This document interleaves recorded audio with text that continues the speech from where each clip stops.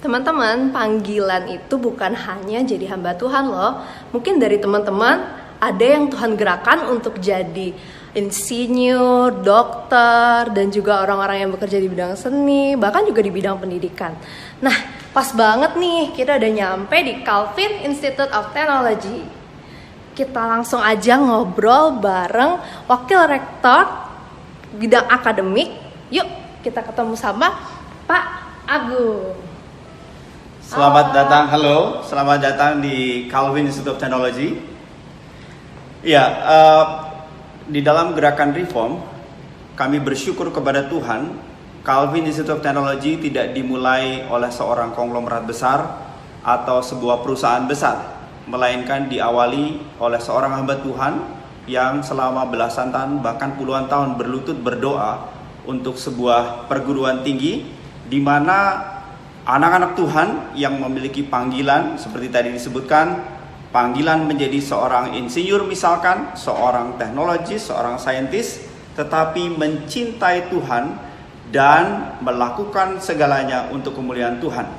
Nah, nanti saya akan tunjukkan bagaimana kalian jikalau terpanggil masuk tempat ini dan kemudian dibentuk menjadi saudara-saudara Kristus. Mari. Oke, langsung aja kita ikutin yuk Pak Agung. Ayo, mari. Nah, teman-teman, kita sekarang udah nyampe di labnya CIT. Kita lihat yuk, ada apa aja ya di sini. Wah, ada kabel-kabel. Wow, apa nih? Kalau dipegang nyetrum nggak ya?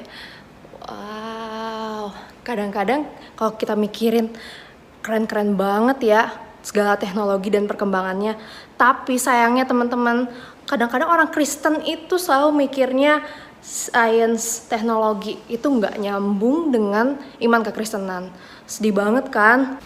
Nah, kita ada sama Pak Agung. Kita tanya aja yuk pertanyaan yang tadi, gimana iman Kristen digabungkan dengan sains?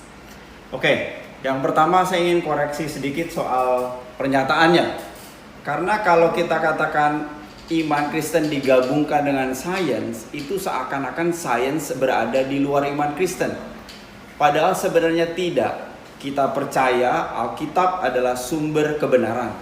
Dan di dalam Alkitab, kita ciptaan Tuhan diminta untuk mengembangkan alam semesta ini. Dan kita juga diminta untuk bertanggung jawab dalam mengembangkan alam semesta ini.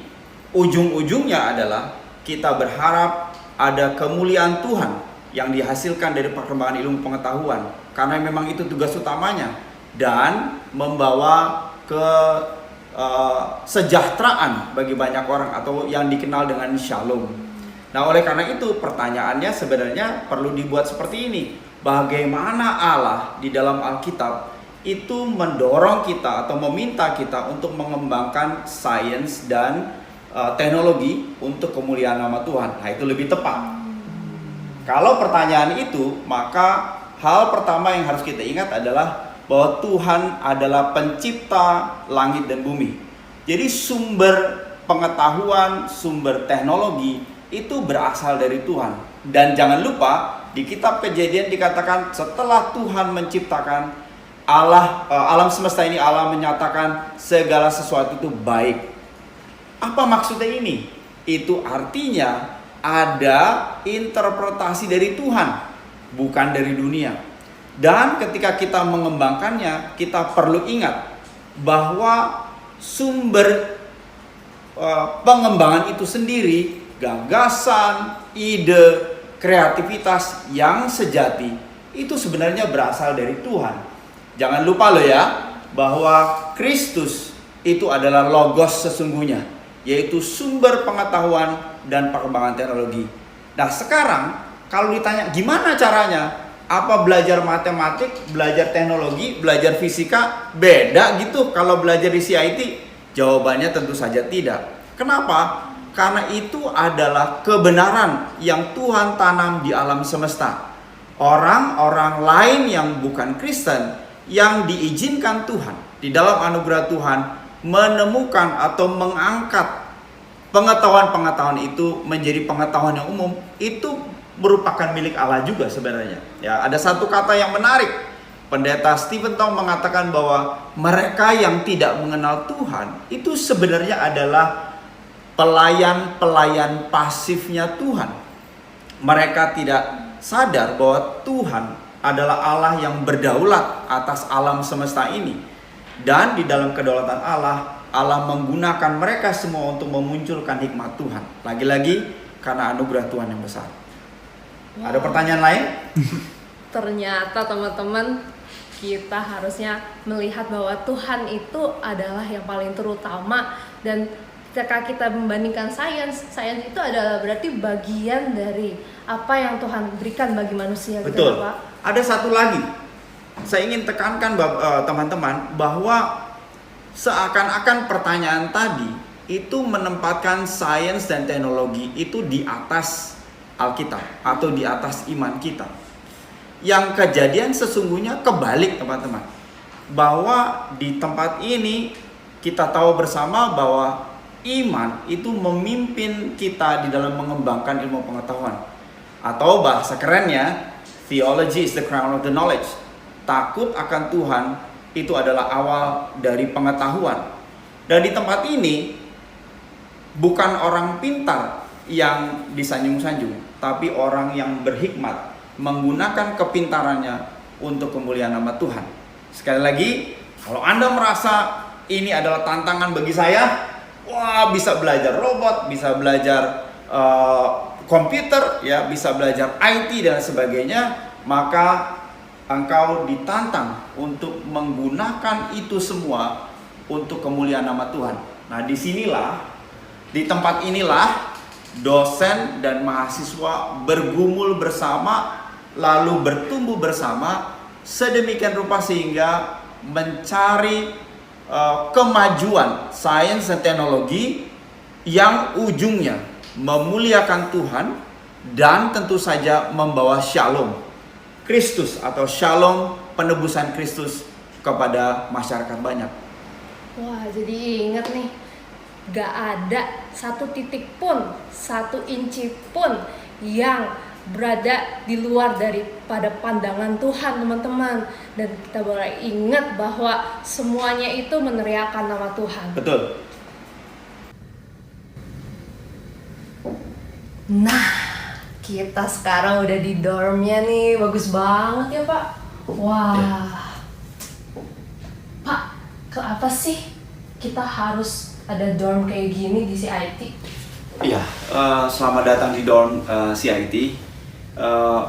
Pembentukan mahasiswa itu bukan hanya masalah pengetahuan saja, tetapi pembentukan yang lebih daripada itu adalah keseluruhan hidup. Di dalamnya ada fellowship, di dalamnya ada pembentukan perilaku, di dalamnya ada proyek ketaatan dan sebagainya. Kalian bisa bayangkan di dalam satu ruangan ini ada 3 mahasiswa yang tinggal di tempat ini. Kalau 3 mahasiswa lalu punya kebiasaan yang berbeda-beda, maka di dalam keseharian mereka harus belajar banyak hal. Belajar menahan diri, belajar mengerti orang lain, belajar melayani dan lain sebagainya. Dan bukan hanya itu, di dalam dorm kita punya kegiatan-kegiatan yang lain yang membina keimanan, membina kebersamaan, sehingga mahasiswa itu memang dibentuk bukan hanya secara individu, tetapi secara komunitas. Dan tentu saja firman Tuhan menjadi yang utama di dalam dormitori ini. Mahasiswa diminta untuk memiliki kebiasaan-kebiasaan yang baik, ya, membaca firman Tuhan secara pribadi atau bersaat teduh, mungkin kalian kenal itu. Kemudian mereka harus belajar berdoa, mereka harus belajar di tempat ini, ya, seperti kalian lihat, mereka harus belajar disiplin sendiri karena di sini mereka harus belajar. Mereka harus merapihkan tempat tidurnya, bajunya dan sebagainya sendiri. Nah, sehingga kami harapkan mahasiswa dibentuk secara keseluruhan, ya, bukan hanya pengetahuannya saja, tetapi juga akal budi, kemudian perilaku dan lain sebagainya di tempat ini. Oh, berarti teman-teman semua ini seluruh pembelajaran itu nggak cukup ya. Kita harus bisa mengembangkan dari sisi fellowship. Tadi juga ada disebutin bagaimana kita merapikan barang sendiri. Betul. bertanggung jawab terhadap diri Betul. sendiri itu merupakan satu pembelajaran karakter juga ya teman-teman.